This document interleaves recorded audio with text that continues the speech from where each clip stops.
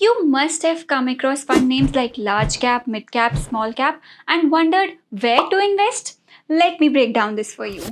तो सेबी के according stock exchange पर काफी पब्लिकली लिस्टेड कंपनीज एग्जिस्ट करती हैं जिन्हें लार्ज, मिड और स्मॉल कैप में कैटेगराइज किया गया है based on their market capitalization. Top 100 companies are large cap companies, 101 to 250th are mid cap companies, and 251st onwards are small cap companies. Data के हिसाब से पिछले कुछ सालों में जिन स्टॉक्स ने कंपैरेटिवली अच्छा परफॉर्म किया है वो अलग अलग मार्केट कैप से थे. कभी स्मॉल कैप, कभी मिड कैप, तो कभी निफ्टी 100 इंडेक्स के स्टॉक्स. और अगर वैल्यूएशन की भी बात करें तो अलग अलग टाइम पीरियड्स में अलग अलग कैप्स के स्टॉक्स ओवर वैल्यूड रहते हैं.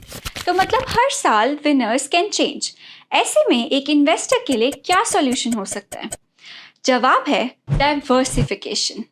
लेकिन क्या एक ऐसा फंड है जिसके थ्रू आप सभी मार्केट कैप्स में एक साथ इन्वेस्ट कर सकते हो? Yes, Kotak multi cap fund.